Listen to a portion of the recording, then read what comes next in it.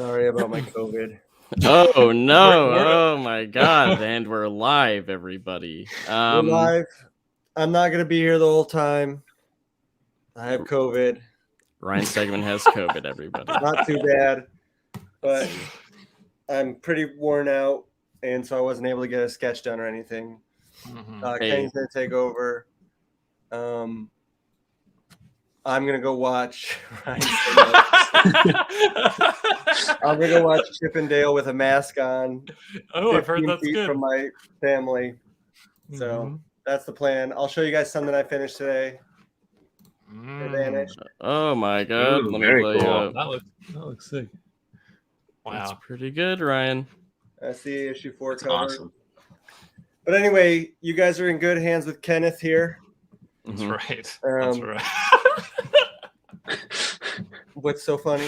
I can't. I just held up my hands when you said that. We've got a scrolling banner letting everyone know. It's breaking news. Yeah. I'm gonna give this to the to our Skype group. See if anybody else wants to join and make fun of Kenny. Okay. Oh yeah. Breaking news. Ryan went to Florida like an idiot. Ryan went to Florida for several days. You know what's funny is the that exact thing I have happened. COVID and a sunburn. I can tell you're looking a little pink. The true Floridian experience these days. Oh my gosh, yeah. So there we go. Thoughts and prayers for Ryan Stegman. Well, it is my first time getting COVID, so I feel kind of cool. Yeah, you made it pretty far. You know what? You got it all the way to the 4th printing before you decided to pick it up. That's pretty good. I'm gonna eat a lozenge here. Yeah, I'm actually doing pretty good. Yesterday was kind of rough. I had a headache today, but I'm doing a lot better now. We have a comment from the Art Jedi that says, "If Ryan's out, I'm out." Hey, we have a great conversation coming up with Kenny Porter. Yes. Okay, Kenny's going to be running the industry soon as the writer that you want to work with. So you better ingratiate yourself. Absolutely. Christ. Well, Ryan, sorry about it, I guess. And getting Ryan sick was in no way a plot of me to take over this show even more. I definitely did not send him very damp comic books in the mail. We coughed all over. Like everybody got it there. It's crazy.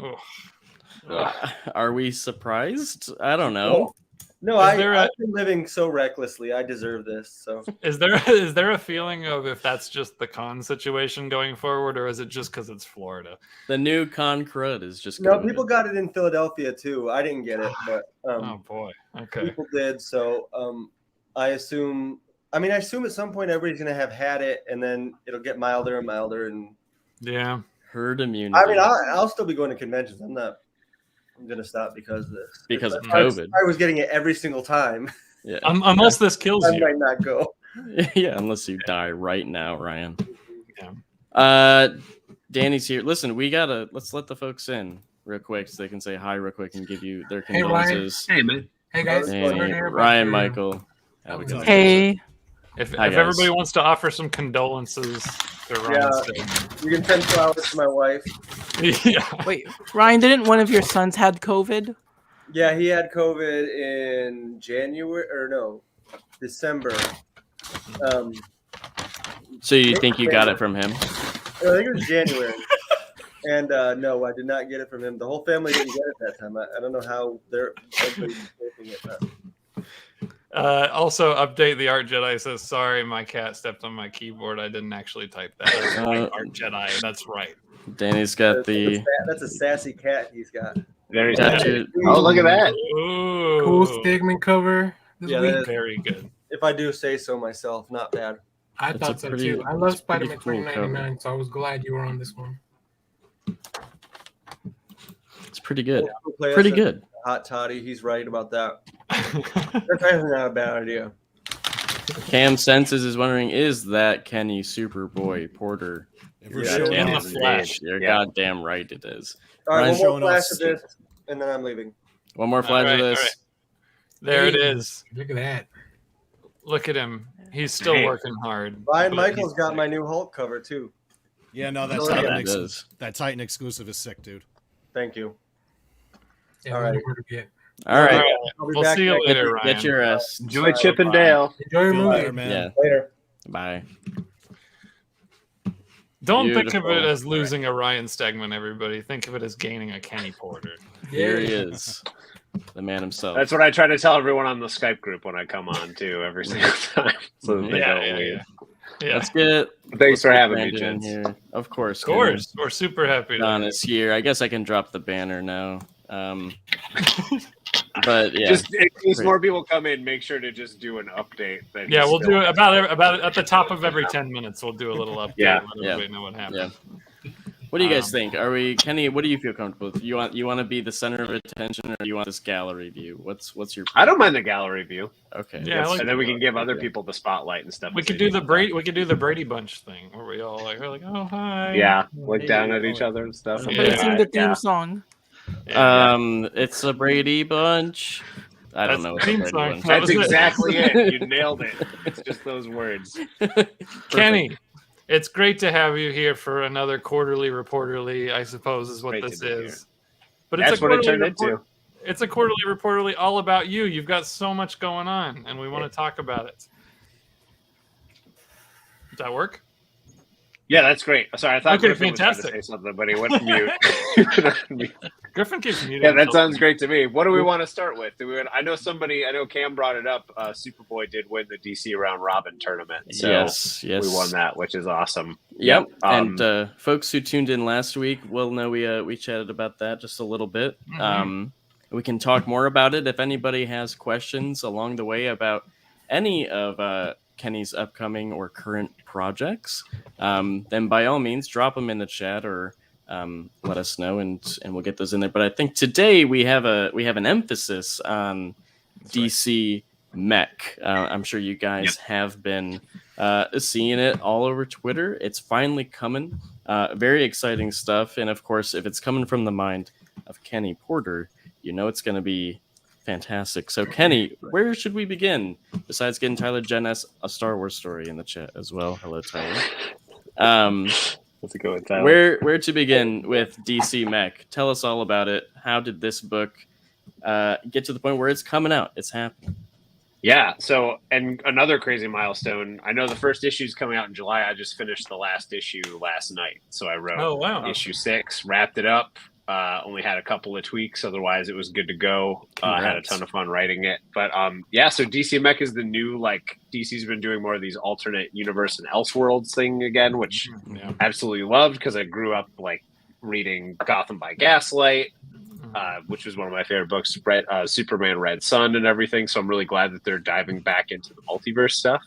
Right. And with DC Mech, it's like a whole new take on the universe where, due to events where in an alternate World War II, Darkseid invades then, right after we just finished beating Germany, the world completely changes. He sends giant mechanical parademons in, and the JSA is not ready for that. And the world changes very differently in the course of about 24 hours. So spiraling from there, we go through the whole history up to the present day of a brand new type of DC universe where people are mech pilots instead of traditional heroes. Well, I'm glad that you brought up all the alternate DCUs because it is happening a lot. We're getting DC, but it's also vampires, and we're getting DC, but it's zombies, and now we've got DC, but it's dinosaurs, partially courtesy. Oh, Jurassic League, yeah, that's right. And what is it about DC Mech as an alternate DCU that's really exciting for you?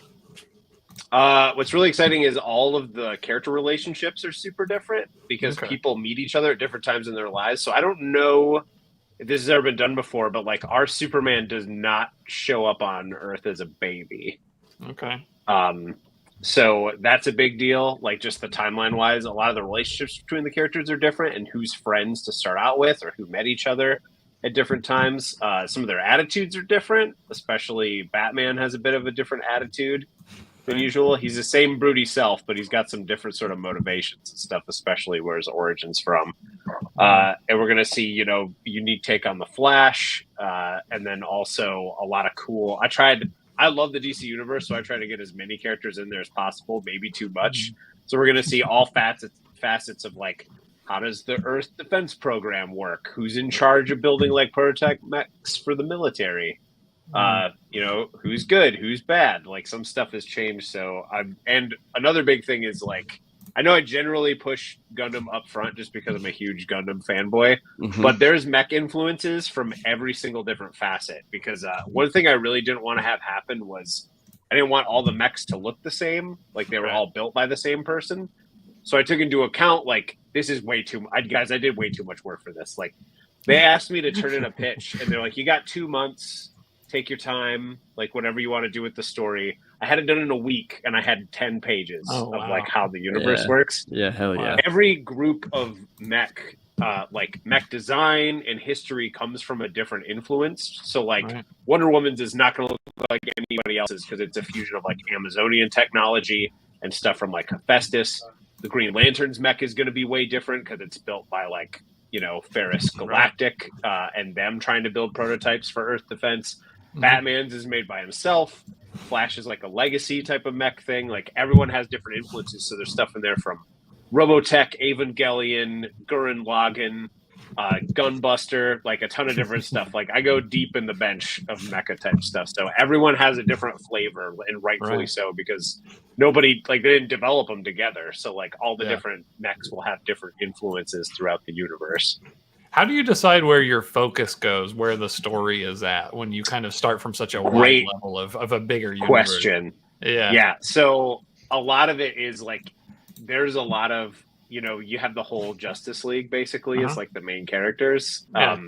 There's definitely more of an emphasis on Batman, Superman as like the two focal points.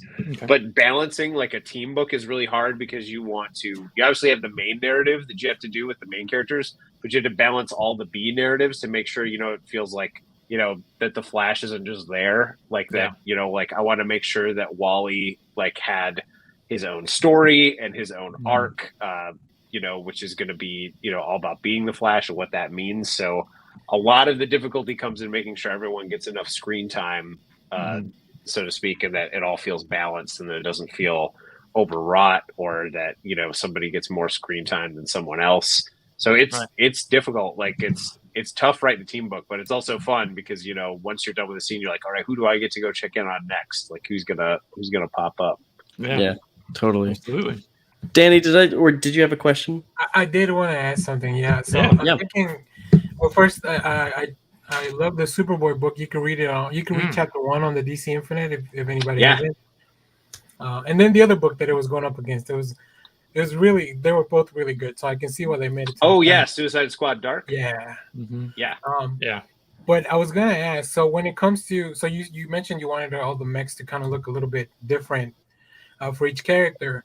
Is that something you incorporate into the script, or how much does it come? How much is that left up to the artist? Like how meticulous were you with like the descriptions of the mechs and stuff for the design? Oh yeah. So Baltimore Rivas and I, he's the artist on the book. We went through and I did a whole separate document that was like, here's the characters, here's the history. This is the flavor that I think it would have based on the history of where the character is. And then I let Baltimore take, we had a Pinterest board where we were throwing stuff in there for each one of like, what if it has a little bit of this flavor, a little bit of this sort of stuff, or what if this one's more boxy, this one's more smooth. So he had a lot of input on it. And he did a ton of thumbnails. I hope a lot of the process stuff shows up when they collect it, because he did a ton of different versions of like the mechs and the pilot suits and everything. So he didn't half-ass it. He went like balls to the wall, wanted to make sure that everything had a cool, unique design. So he was very, very incorporated. Yeah. I have a magic folder where DC lets me read some stuff every once in a while. I keep checking every week. But your book's still a little bit far out, so it's not there yet. It'll be a few weeks probably, but I'm glad you like the Superboy stuff. Yeah, absolutely. Great. I love that he can go back to the Kent farm and like they embrace him as well. Like he's one of their own. It's really cool. Oh yeah, totally. We have a good question. Oh, go ahead, Daniel. No, I was just saying it's hard being a clone. Yeah, that's for sure. We had a good question in the chat. Jared would like to know: are we seeing Animal Man? Not gonna say it right now. I will tell you. All I can say is that I had a very detailed description of how Animal Man would work as a parts former. Basically, of like swapping out different pieces and stuff. So, see, this is the interesting thing to me. There's so many characters that it's like, okay, everybody's mechs, and it's like, how did their powers work with that? Because like even the Flash for me is like him in a big mech. What is like? Yeah, it's like there's a lot to think about there. So I can explain that, and it does go into that in the book. Great. Like if you had to kind of set it to yourself, because there's a reason I also start it in the Golden Age, is because everybody's kind of at Golden Age power levels, which can't match up to stuff. So like Superman isn't the level of Kryptonian that we see later on, where he's like the unbeatable stuff. He's more like first appearance Kal-El, and a lot of his biology goes into powering the mech. So like the solar stuff works in a solar generated engine that takes his DNA and like uses that as the battery. So he doesn't like, he'll run out if he runs out of solar energy. That's but great. Everyone is an enhanced pilot designed around their mech. So like, for instance, for the Flash, like that's designed so that his body can withstand those G forces and spurts and everything like that. So everyone's enhanced pilots. That's so fucking tight. That's awesome. Yeah, that's a great idea. I think this book. I thought about this way too much, guys. There was a lot of thought that went into it. That's why we're coming to it, man. I think that's the appeal of it. Yeah, it's like if you're gonna do a thing like DC Mech, you can either just do it aesthetically, where everybody's got a big robot suit, or you can really think it out. And I think that difference is what's gonna make it really, really cool and interesting. Yeah. But speaking of the different types of mechs and everything, and Baltimore's pencils. I got a couple of things to show the folks, including here's the cover for issue 1. If you have not seen it already, we do have a couple of variant covers as well. Kenny, you can go ahead and let us know who did what. So that last one was by that was a little blurry. This one was by Baltimore. This was based on like those classic like Gundam Wing posters of like the stacked mechs like standing behind each other. And if you go to the next one. So this one was by Carl Kerschel, which I love. It's got like big unicorn Gundam kind of vibes of like Superman standing up on the top. I love all the like piping and details in this one. It's super cool. And we went with white for his mech when he landed, so that it kind of reflects that like Kryptonian, like original Christopher Reeve movie of what Kryptonian technology was like back then. Yeah, so we wanted to incorporate that with them. A closer look there. And the very white smooth. A lot of the... right? Oh yeah, exactly. Yep. As well as the black parts too. And we inside. There's no cockpit shots, but it will be like we go very crystalline and stuff with a lot of things too. That's great. That's awesome. We got this. I love the Superman mech has like a little spit curl going on. Oh yeah, the little That's curl. fantastic. Gives it like an alien flair and a little bit of sort of thing of like a hair sort of thing too. And That's Baltimore great. wanted to do the like the face brace like sort of thing for Superman's pilot suit. Yeah. Hell yeah. This is unfortunately also kind of blurry, but we have this sort of blueprint. Yeah, what's with all the blurs? Yeah. So this is the Dan Mora blueprint variant. All the issues are going to have these, so they go into the technical aspects. Like another thing at Gundam that I love are the operation manuals. They used to. I have one around here somewhere, but I think I have the 8th team one where it like shows all the mechs and all the details. So you can't read it because it's blurry, but it goes into like what the different weapon systems are, what the alloys are made out of, and stuff. So these were really fun to do with him, where we go like in detail of how stuff works, how tall everything is. And his renditions of it are awesome. So that was just some like long Superman. That was some like long phone calls where you talked through all these details.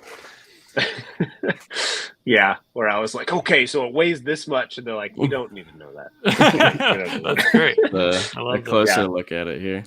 Oh yeah, these were some of the initial concepts. So this is this one has like a real like crossbone Gundam sort of feel with like an anti-beam cloak.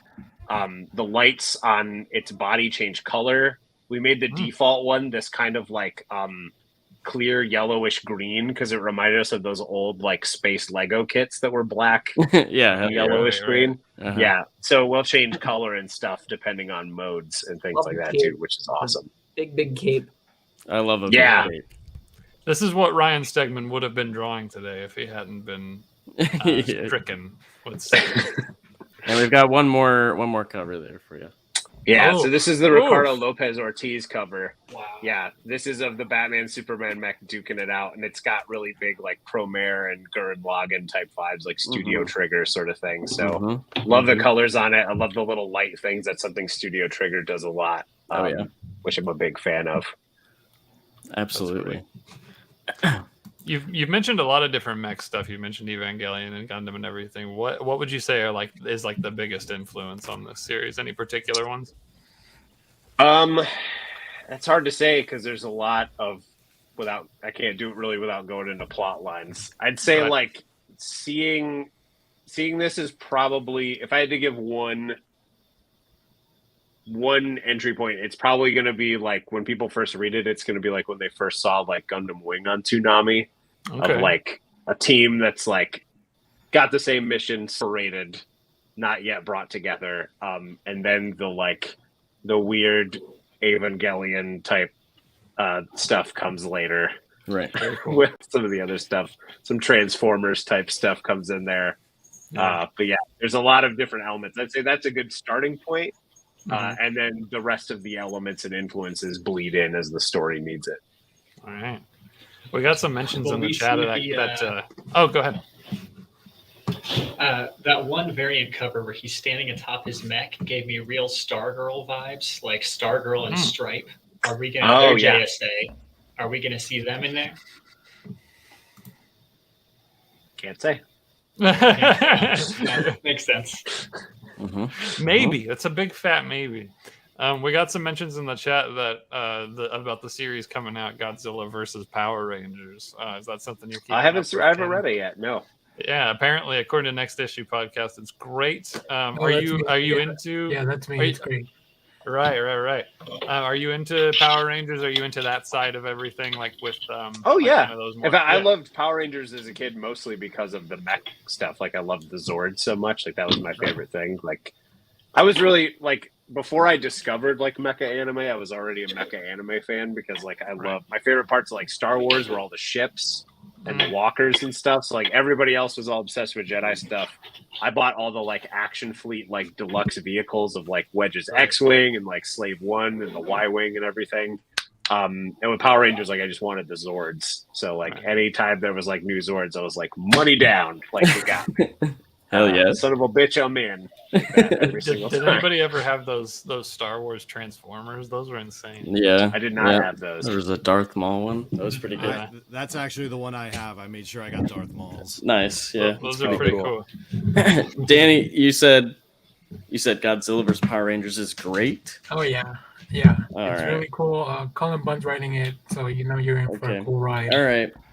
I'm in. That sounds fucking awesome. That does sound good.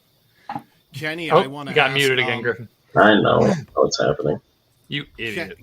Kenny, did you come to them with this idea, or did they, like, who had the idea to do a mech story? Because you're just name-dropping these animes, like, you seem like the perfect choice all along, so... Well, they did contact me because they knew that, like, that I was, like, the Gundam guy, like, especially because in so many calls I have, like... the model kits that I've built and like painted forever and everything. So like they knew I knew a lot about mecha stuff. So your credentials were in the background. Yeah, the story is 100% me. Nice. So like interesting. I built it from the ground up and stuff. Like I worked with my editor Dave Wheelgus to like build it from nothing. So yeah, like the story was 100% me, and then Valdemar as well. Once I brought him in after much like Charlie and It's Always Sunny of me just like with the board, like the Pepe Sylvia thing, like this is what I've got. And he's like, okay, we'll figure this out. I always thought because of the two sons, I'm like, you know what would be really funny? Always Sunny on Tatooine. If someone would like, if someone could do a mashup, that'd be really funny. And I was lazy and I just had the idea. And then one day my brother comes up to me, slams down the laptop, he just twists it to me, hits play. And sure as shit, there is Always Sunny on Tatooine, this one stand-up thing, and they had these two stormtroopers inside a Tatooine bar. And the one smoking a cigarette, and he's like, I gotta tell you about the Death Star plans. And he basically does the whole Pepe Sylvia thing. But it's about finding the droids. We gotta find these two droids. I swear, they're the secret to everything. Anytime I almost tweet a joke, I'm like that joke definitely exists, and I look it up, and it always does, and it's yeah. I mean, I don't know about that. I just know about the video where they've cut the bit from Phantom Menace where Anakin's like, nobody can kill a Jedi, and then it slams the title of Anakin kills all the Jedi.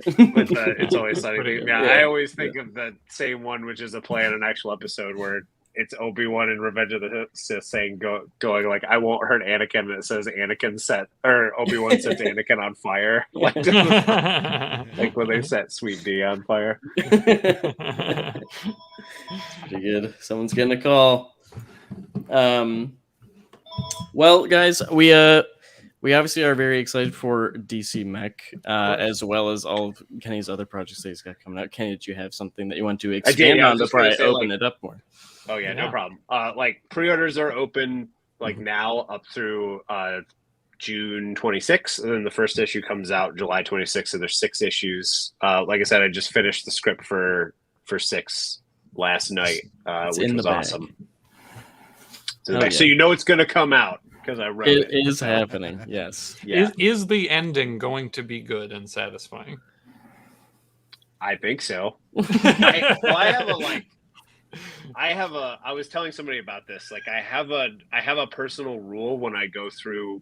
Do you guys want to hear some process stuff real quick? Please, absolutely. I was dissecting it myself as I was doing it, thinking about talking about this tonight. So when I go through a draft, I outline everything of what's going to happen on each page and stuff, and then I write all the panels and I go and do all the dialogue.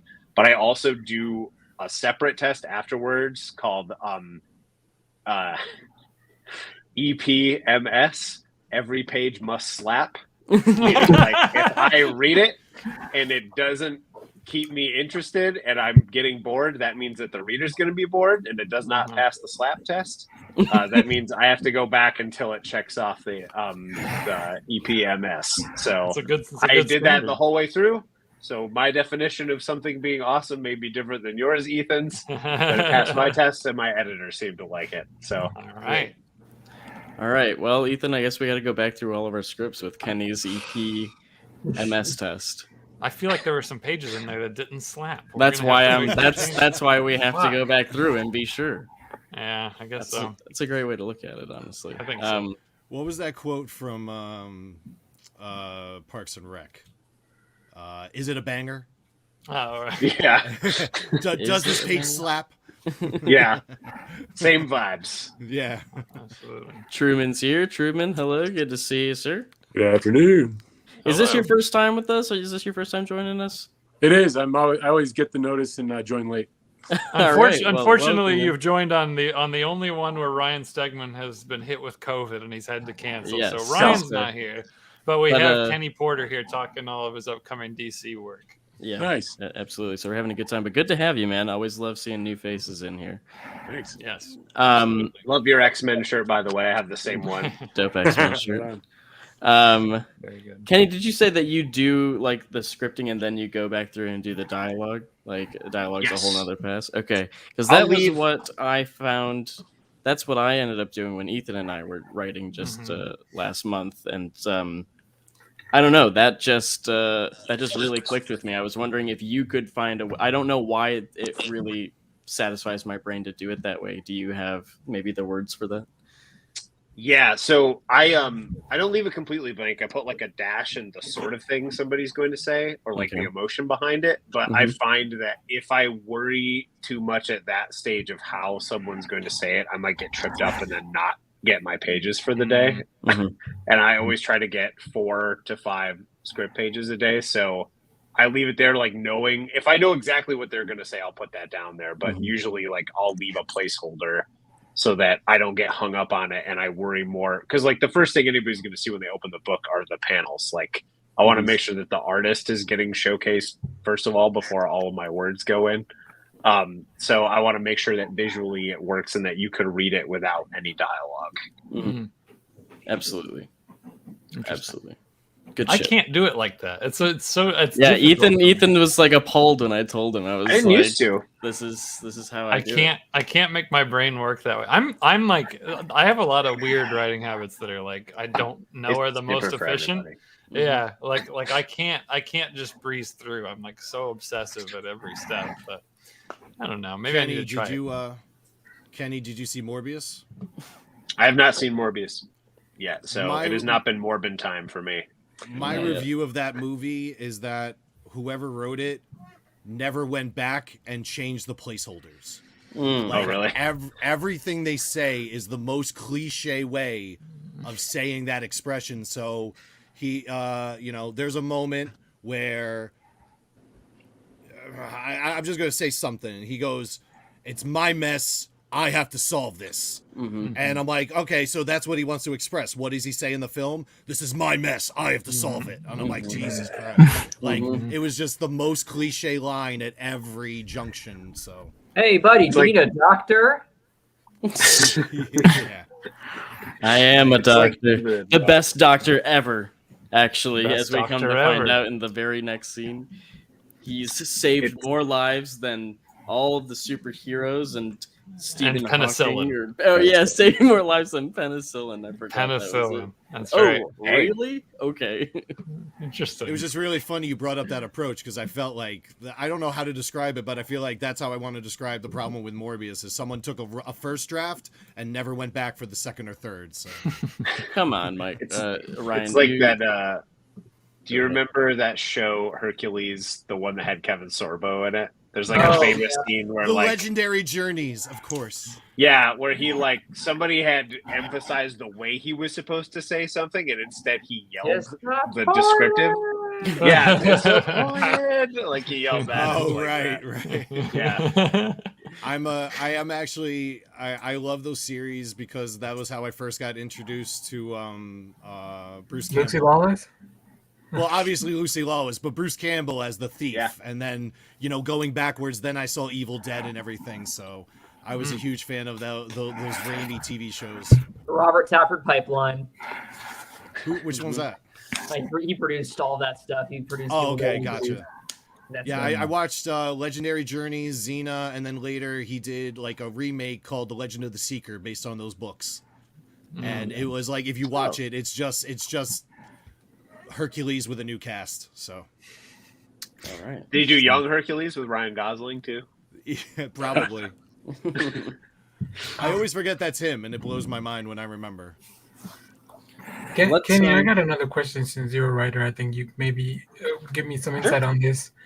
How do you feel? And I don't know if you maybe do this in your books. How do you feel about dropping like a page of prose in a comic? I'm not a big prose reader, so whenever I come up to one of those, sometimes I just don't read it.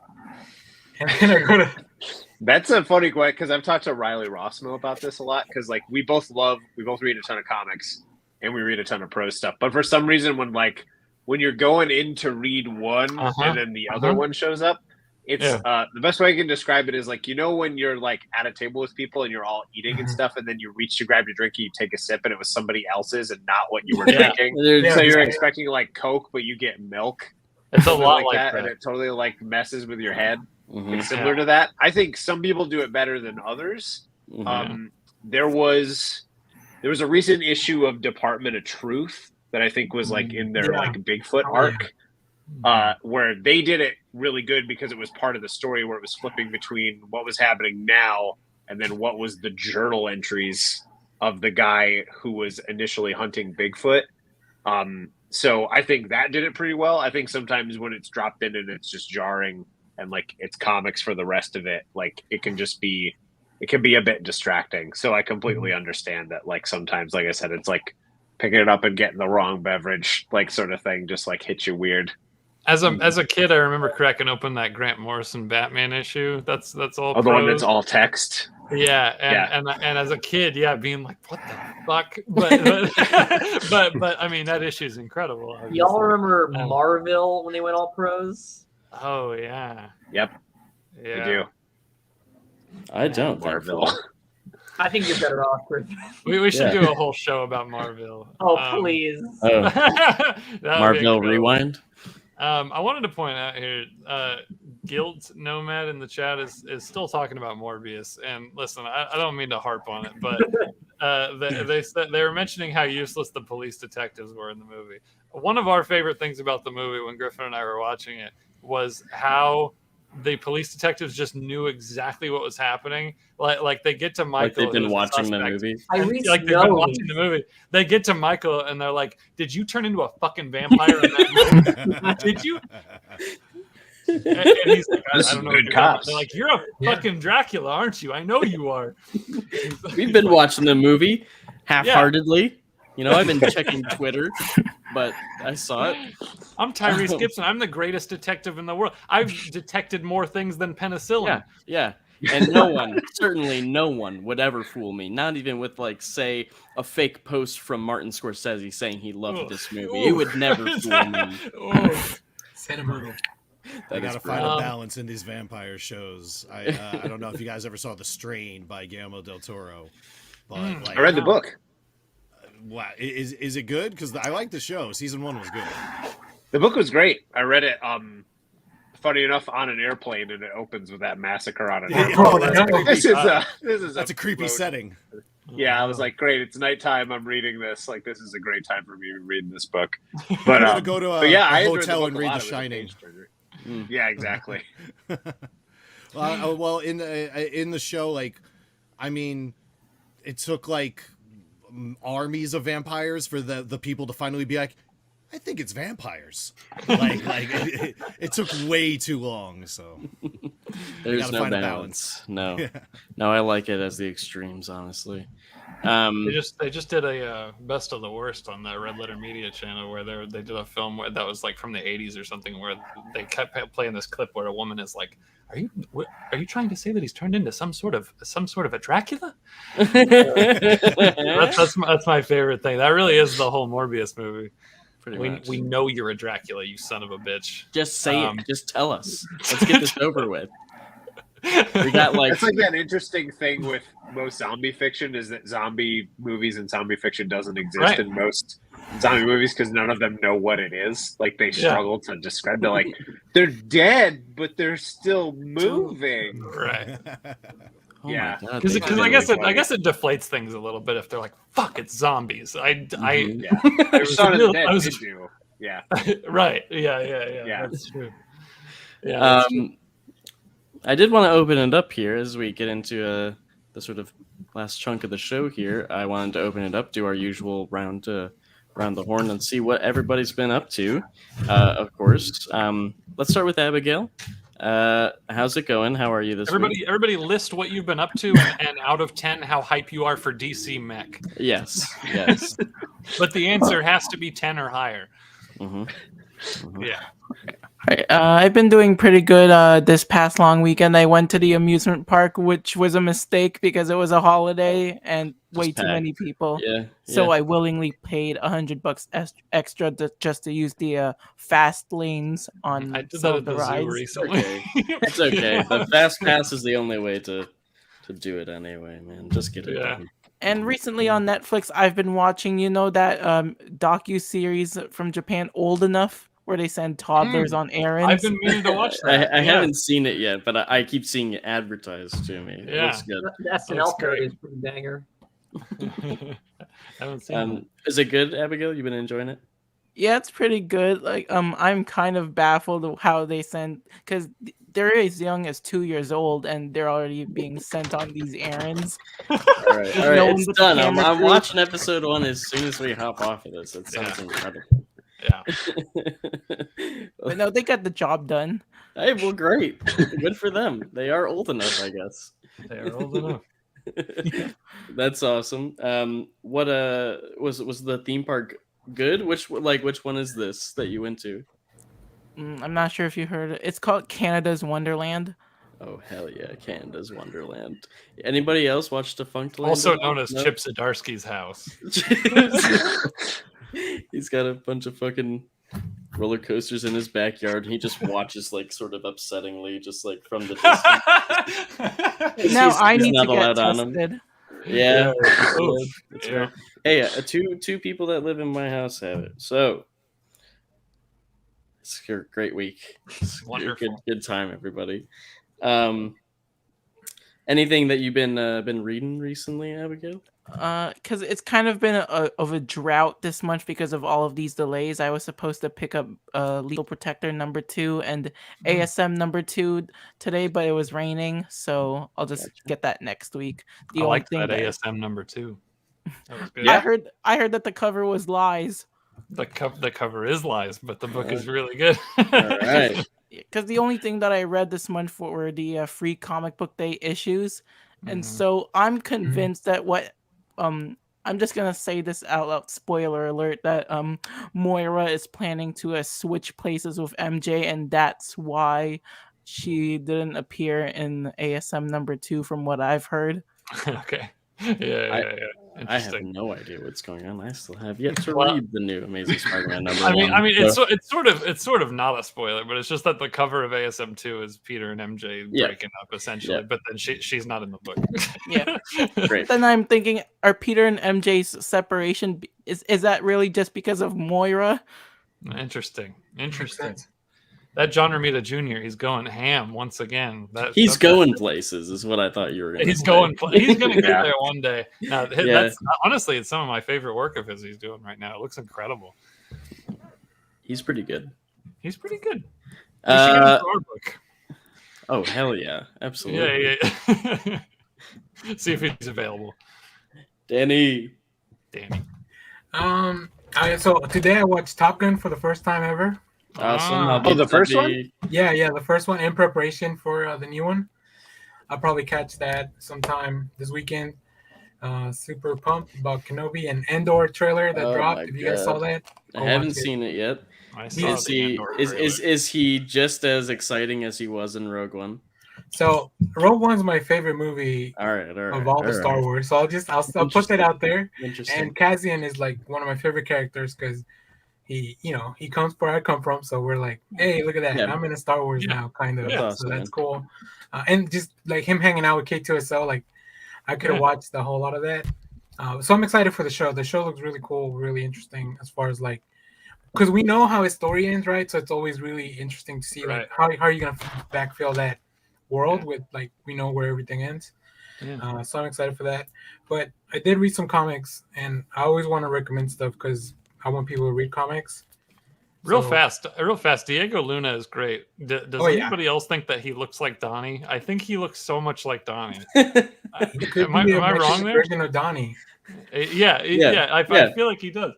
Anyway, we have to bleach his hair to really get a sense of it. We said that to Donnie one time, and he was like, I mean, thanks, but I don't think so. And I was just like, oh, he's very handsome, and he does look like you. Anyway, what comics you got, Danny? We should get Luna to write some comics. Maybe. So I picked up I am reading the DC Vampires, and this is the one shot for the week, The Hunters. Really cool stuff, really fun, really cool cover by, I think it's John Boy. John Myers. Yeah, John Boy Myers. Yep. He's doing covers now. Oh hell yeah! As always, Batman Fortress. What'd you think of Batman Fortress? I really liked it. It felt different than all the other Batman stuff that's going around, especially because you get Robertson art, which is like I've only read a little bit of The Boys, so I never got all into it. But you open this book and Bruce Wayne is pretty much Butch. Like he just looks like Butch. Which is really cool, and the premise is interesting because like it's this blackout that's happening in Gotham and Batman's investigating, but then he realizes that it's actually a worldwide thing, right? And then they set up like this huge, bigger threat for the next issue. So I'm very excited to see where that goes. And speaking of Rogue One as well, Griffin, did you know that's by a screenwriter of Rogue One? That's right. Yep. Tony Gilroy. Whitta? Gary Whitta, isn't it? Gary Whitta. Yeah. I thought we were talking about Tony Gilroy. No, you dumbass. He's running the Andor show. He is doing the Andor show. He's running the Andor show, but it's so interesting that like he was brought in to like apparently stitch up together some reshoots for Rogue One, and now like he was like brought in so late in the game on that, and he's the one heading up the Andor show. It makes you wonder what happened to old Gareth Edwards on that set. What he just got get out of here. Sorry, brother. Sorry. Hate to see it. Did you guys see that Kathleen Kennedy interview where she was like saying all the things that apparently they should never do in Star Wars again? That was tough. The Vanity Fair interview. That felt mean. That felt a little mean because it was just like it was like at the end of the article too. It just felt like a really bad last note to go out. I know Solo isn't for everyone, but there's people. I will argue till the day that I die that Solo is great. I love that movie. Yeah, it's fun. But also, especially Alden Ehrenreich is great as Han Solo in it. It's great as Han Solo, but everyone went to defend Alden, and I'm happy about that because I like his Han Solo. But also, Donald Glover as Lando also was perfect. It still blows my mind that we're not getting a Lando series, but we are getting all the robots. Yeah. Anyway, we'll look at that series in 20 years, like we're looking at Hayden Christensen's having a refinance, so maybe in 20 years. The Alden Sans, let's go. The Alden Sans. Zdarsky isn't here, but finally, gross. It's a Zdarsky comic. It sets up a really cool comic that I don't know if they've announced it, but I'm sure they've announced it now that this book is out. But we're gonna get some Thunderbolts, right? So that's gonna be fun. This is my favorite cover of the week. It's Fox and Hare. It's a book from Vault Comics, and cool. Really love. I forgot to look up the artist, but I'll drop it in the chat before we get out of here. Really cool variant cover. It's just so sick. That's very good. And then the last thing I'll recommend, Hellboy BPRD. I read that. Night of the Cyclops. It's a one-shot thing. It's Hellboy and Greek mythology. Like you can't really fuck it up. It's really I love a one-shot these days. One shot. I like Hellboy, but I'm not gonna go read all the Hellboy books, but I'll read the one-shots. Absolutely. Well, good stuff, man. Do you have anything else you wanted to share? No, that's it. All right, sweet. Ryan, Michael, what are you up to? Oh, wow. Did a lot since last week. Saw Rescue Rangers. That was funny. I've heard that's good. Yeah, it does the nostalgia jam-packed into the story way better than anyone else I've seen lately. Like, in Space Jam, it's just there. It's just in the background. But, like, here, it has a reason. It has a purpose. Pay attention. Like, every movie poster in the background is a joke. Every star on the Walk of Fame is a joke. So it's gotta love those Lonely Island boys. Everybody's seen Popstar. Popstar is so underrated. Pretty good. Great. Also, they got music videos. They got Tim Robinson to be Ugly Sonic. I mean, I don't know. That's great. Good job. That's pretty great. 10 out of 10. My favorite part was Corn Top TV. That's my question. Listen, they're trying to cancel Corn Top TV. They're trying to say Coffin Flop's not a real show. It's a very real show. Go, keep going, right, Michael? Sorry. No, you're good. I was just gonna say my favorite part was all the voice actors. When they go into their high pitched voices, so like it's John Mulaney and Andy Samberg as the main guys. But when they go into the high pitch, like yelling voices from the original, those are the original voice actors. Nice. And who's in it a lot, and I didn't realize how much he was in the original, is Jim Cummings, the voice of Fat Cat the villain. He's the original Monterey Jack. He's the voice of Darkwing Duck. He's a bunch of stuff, man. He's Pete from Goof Troop. Isn't he Winnie the Pooh? He's Winnie the Pooh and Tigger now. He's like so many things. He's the singing voice for Scar. In The Lion King, Jeremy Irons actually ruined his voice singing that loud. So at the end, when Scar is really going off, at the end, that's actually all Jim Cummings singing. So he's a legend. So to see him get this much screen time in a modern flick, it was really cool. I got to meet him once. He was a delight, and it was really cool. Do you guys see that Winnie the Pooh horror movie that's happening? I just sent Blood and Honey. Blood and Honey. Yeah, because Winnie the Pooh is in public domain now, so now you can do anything you want with him. Yes, you can. Jeez. Go ahead, Kenny. Give us a Winnie the Pooh story, Kenny. It's all yours now. Okay.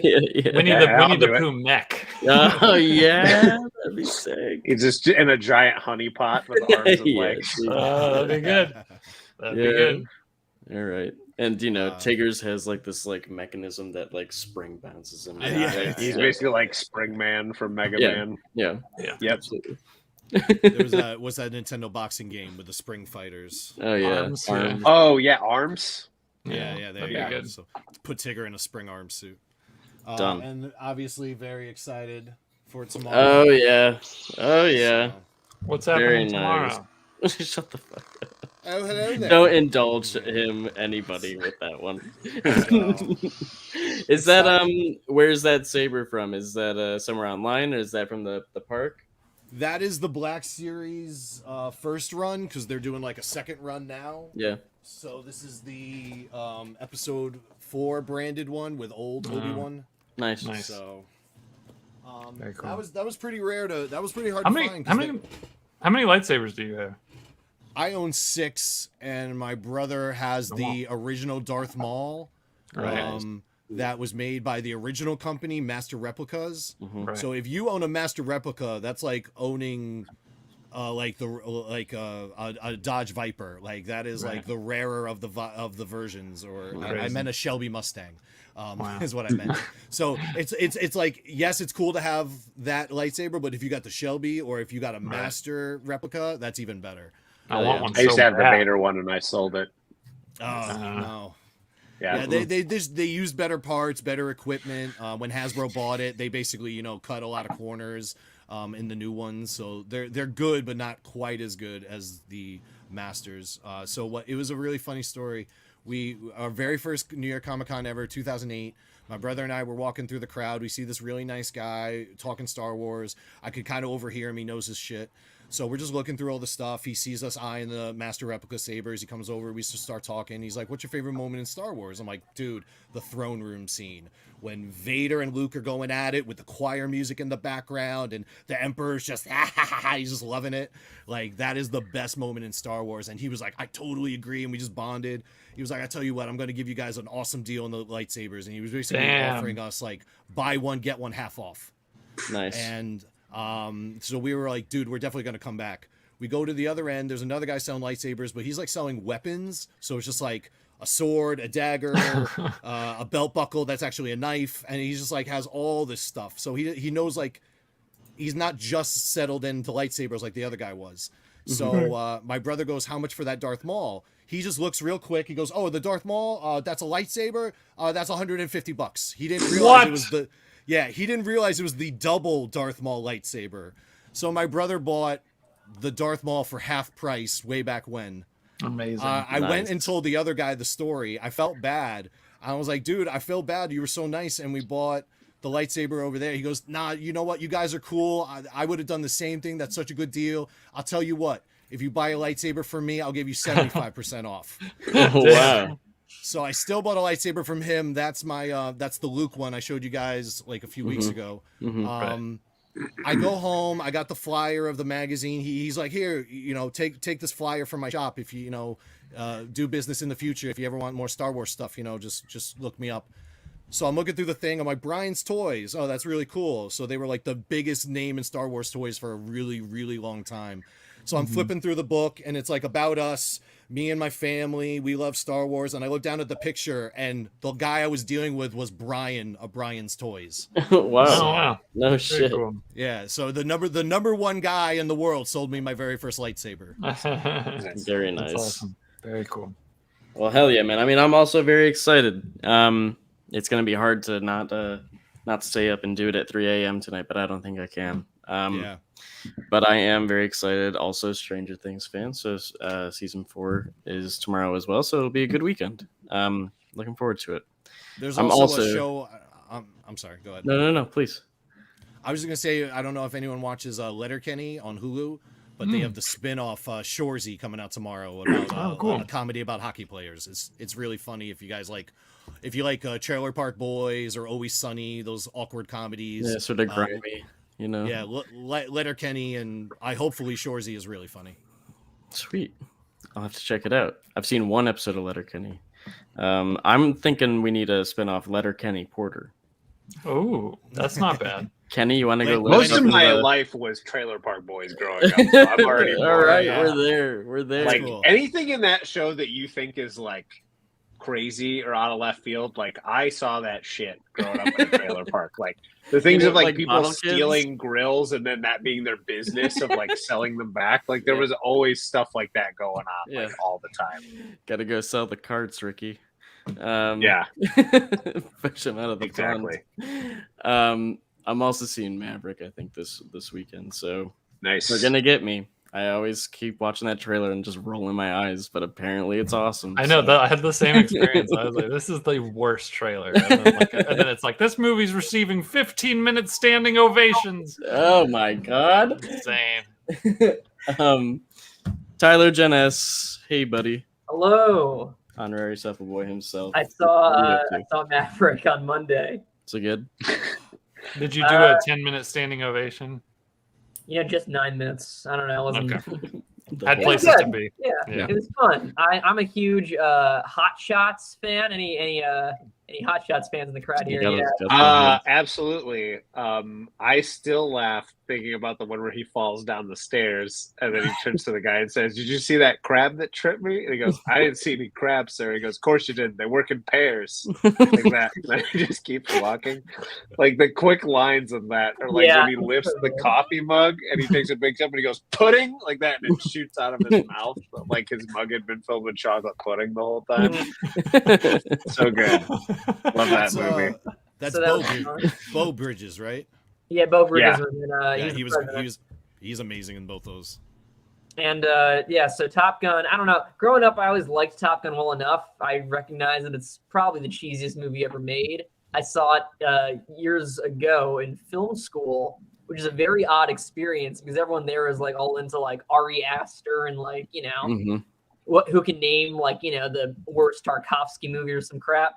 And we were watching Top Gun and they're like, "This is abysmal. What kind of mise en scène are they doing here?" I'm like, "Okay, look, man, like this probably is not a good movie, but also like, do you not recognize the sheer entertainment value you're getting with this dumb movie?" Yeah. And Maverick Maverick is probably a much better made movie. I will say entertainment wise, I'm probably going to lean more towards Tony Scott's stuff, but it's good. There's fun stuff in it. So you didn't cry and then write a letter to your mother about how great it was. I mean, I still have the pen ready to go. I don't know. Can I ask one very important question for me? Go for it. Is there a volleyball scene? There is a volleyball scene. Must be. Okay, that's all I needed. Beautiful.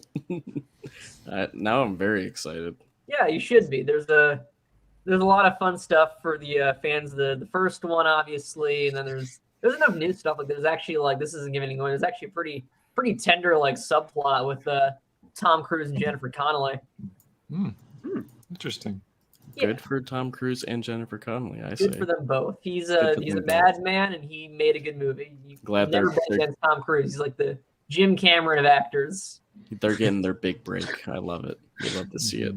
Yep. And we got that trailer for Mission Impossible, right? Like sometime next year, but we got it. Dead Reckoning Part 1. Oh, it looks so good. I'm so fucking excited, dude. I was not into it. Because to me, I was just bummed out that it looks exactly like the last one. Because I really like when Mission Impossible movies all felt really different. And it looks literally exactly they've like had the same one. guy directing the last 4 of them, so it's gonna happen. But also, the jump at the end though was 5, crazy. 6, and 7, or we haven't gotten 7 yet, I guess. But 5 and 6 fucking rule. No, I agree, and I'm sure it's gonna be good. Like I like all of them, but dude, Henry Cavill. I was just kind of like arms in the last one, like a gun. Yeah, reload his arms. It was the coolest thing. That's one of my world. favorite trailers of all time. Is for that last one. That was amazing. Speaking of trailers, Love and Thunder, anyone? Love and Thunder trailer came out. I didn't watch it, and I will try to not be watching it. Since Griffin asked it, let's describe what happened in it to him. in great detail. I found that every single movie experience that I have avoided the marketing on, I've had an infinitely better time. Okay. You just go in with no expectations, just flat spoilers. It's like the Watiti verse, and the vampires from What We Do in the Shadows come in first. God, yes. See, now you're getting my hopes up. I did think a bold choice. Jojo Rabbit's in it. Yeah, I thought it was weird that they got the kids from Jojo Rabbit to dance around too. Hell yeah. I think my favorite joke from What We Do in the Shadows is Rice Darby's joke. Now, everyone, we're not swearwolves, we're werewolves. Not swearwolves. Yeah. That's a good one. No werewolves, not swearwolves. Truman, your first show with us, sir. Very happy to have you. Sorry, Ryan Stegman is not here. But yeah, this is usually how we go about it, is Ryan will typically be sketching and we'll be kind of going around the horn. I'm sure you might have caught one previously to know. Been a while. But what have you been up to this week? What have you been watching, reading, listening to? Yeah, just finally got my my new books this week, so I got a good stack to read for the weekend. Great. Saw a lot of those trailers. Probably go see Maverick. To see if all the reviews are holding up. Everybody, like I said, of course, seems to be ready to write their mom about that one. And then, other than that, just work. I was able to catch it today because I got the day off. Got a couple of days off, so got some fun times ahead of me. So.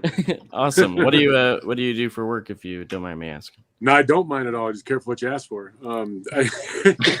I do insurance technology. So today was actually it sounds lame, but today was actually a really good day. I had a meeting with the Content Coalition for Providence and Authority. So believe it or not, it's how comics are going to save the world. Oh wow! All right. Very cool. Very interesting. Cool. That's pretty awesome, man. Well, what's in your stack then for the weekend to read? So I definitely saw the Banner of War. With got the second one of that. Hulk. So a little kiss up to Donnie, of course. We'll let him know. I got several of the Campbell cover for that one. I really like that. And then what else? Oh man, a whole stack. Like you said, I just don't even go through them already. Yeah. I didn't know that X-Men shirt had the slash in the back. That's pretty good. That is a big stack. Big stack. Is that just for this week? Yes. Wow. Very nice. Do you guys figure out how much you spend, like, in an average time span on comics alone? No.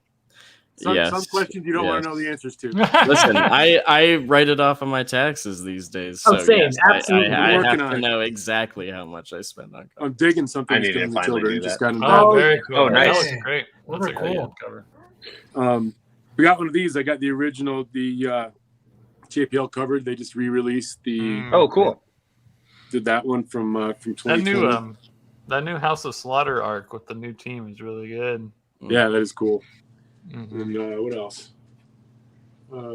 There's a couple of cool covers. Let's see. Man, again, this is the regular stack. Those are the extras. I haven't even looked in to see. We've got some Philadelphia Rogue Sun. I'm loving that. The new Spider-Man. Yep, that we were just talking about. So here we go. There she is. Yep. Avengers, Devil's Reign, Omega. Looking forward to getting into that. Those are probably the big ones. Let's see what else. Yeah, again, love this cover from Campbell. Oh hell yeah! Oh yeah! Oh yeah!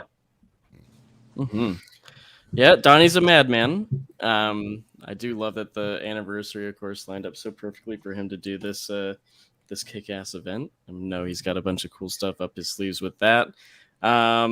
And also Vanish. Ethan and I were privy to get a sneak peek at the first issue, which is done. And so hopefully we'll be able to share more with you guys on the Substack. We got somebody coming in. Joe, you're too late, sir. I just want to say get out of here. I just want to say one thing. Okay, all right. Has everyone enjoyed all the Star Wars news today? Yeah. I don't know what's come out today. I'll do a big Skeleton Crew, Griffin. Skeleton Crew. It's all about Star Wars Skeleton Crew. Come on, man. The bones are their money. The bones are their credits. I don't know. They did not. The slugs are their dollars.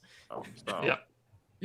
All right. Well, I'm excited for everything that's going to come out this weekend. I hope our friend Charles Soule is having a good time at Star Wars Celebration, and hopefully we get some news on what's coming from him and the Project Luminous team, and what phase 2 of the High Republic looks like. That's all going to be very exciting. They just announced that Charles Soule will be writing Star Wars: The High Republic: The Blade, a 4-part comic book series.